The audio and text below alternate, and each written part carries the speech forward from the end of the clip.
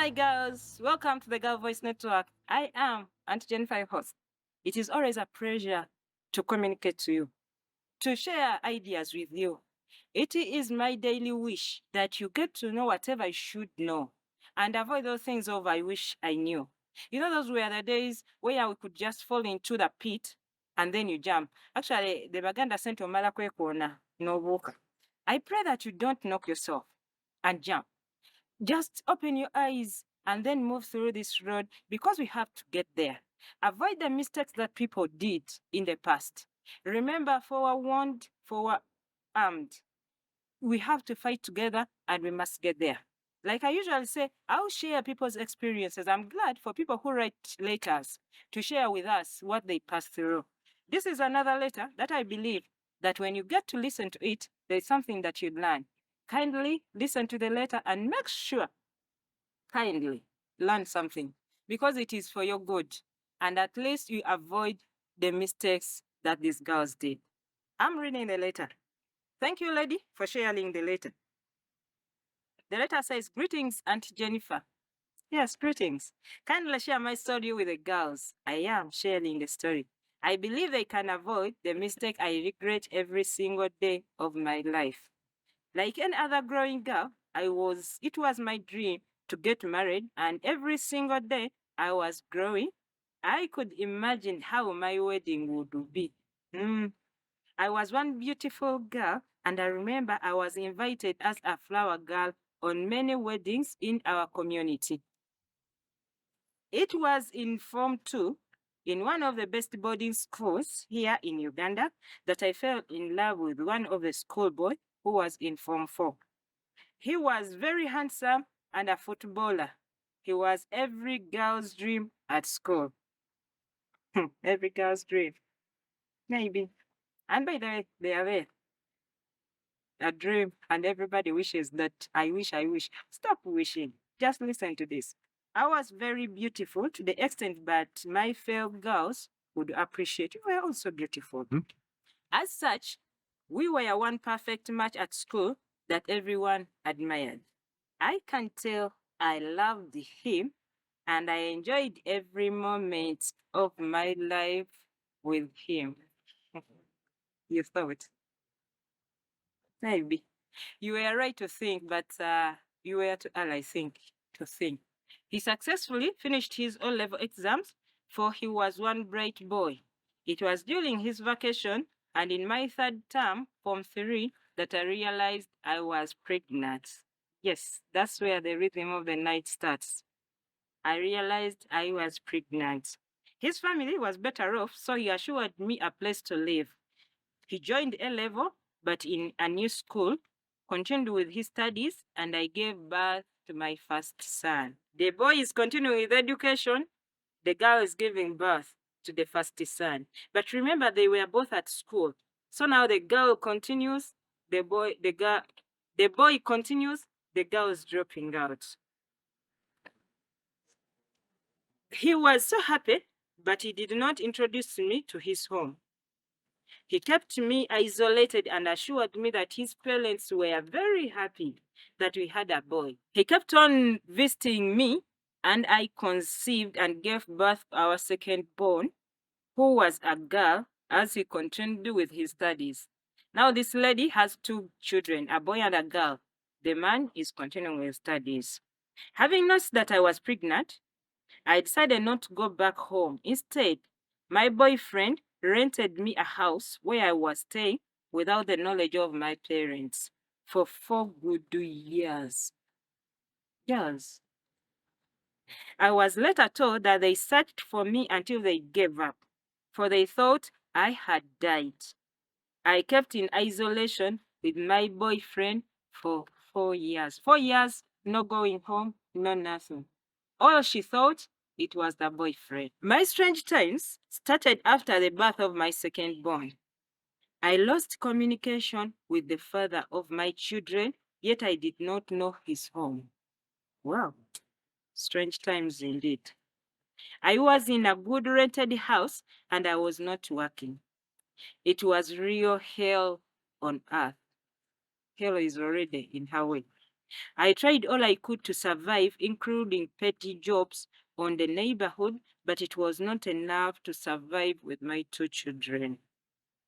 I was so depressed to the extent that I thought of killing myself, but I kept going for my children's sake. Girls, how I wish you know the mess you enter into. Having tried everything, but in vain. Remember, she was working, doing any job around. Remember, she was mommy's girl who was being served. Now she's doing any job around. Having tried everything, but in vain, I had no choice but to return to my parents. After 4 years, remember, ah, 4 years you disappear from parents, now you have no choice. You're going back to the parents. I was in a very sorry state, looking 5 times older than my age. Jaja mukadde. I was ashamed of being identified with my family. My parents disowned me, chased me away. But because I knew I had no solution, I remained there and I was ready to die in their hands. She's now ready to die in their hands. But remember, she abandoned them when they were there for her. Mommy and Daddy denied me access to their house. And that first night, I slept with my children outside the gate in the cold. Uh-oh. By then, my girl was only 9 months old. In the morning, as they were going to work, they passed by me, and my father told me that if he found me still there, he would kill me with his own hands. Dad. Daddy was tired. I cried the whole night and day, and so were my children. I remember calling Aunt Mile, who was staying at home, and asked her for just water for my children to drink. But she told me that it was a standing order that anyone who associated with me would leave the house. She wasn't ready to risk her life for my sake. Aunt Mile, maybe you are doing it right. Why would you risk for a girl who was not ready to do it for herself? My children continued to cry, a fact that moved her and gave us something to eat. She asked me to eat very fast, and not to mention that it was me who did her a favor. In the evening, when my parents returned, I was still outside the gate. The girl who was in the house, now she's at the gate. I cried and I sought for their mercy, but my father told me that their children died, and I was in a wrong place. Daddy was tired. He threatened to call police if I did not leave their place. I was ready to die in their hands, for I had no other solution after being abandoned by the man I loved most. You think that was love? Maybe the man you liked most. I was so desperate and in much agony, a fact that moved my mommy. She intervened and invited me inside. I was her firstborn, and I was dearly loved at home. Can you imagine? She was dearly loved at home, but she abandoned her parents for 4 years for a man she trusted, that she loved most. It wasn't love, and it has never been love for a girl at teenage. At high school, it's never love. Maybe lust, but not love. Let's continue with the letter. I remember mother asking me why I betrayed the love they had for me. We were all crying, including my children. Actually, it was real betrayal. The love they had for her, she betrayed. She accepted me against my father's wish. Life was never the same for me.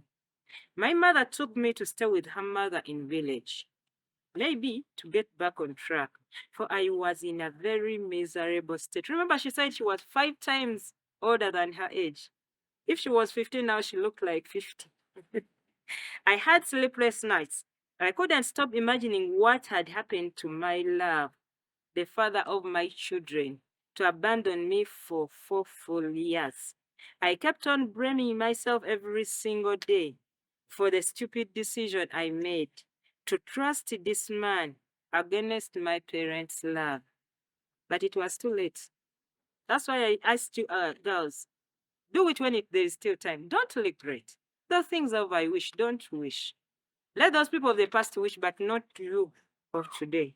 The situation I passed through was so horrible. My girl developed asthma, and her condition worsened every single day until she died. Wow.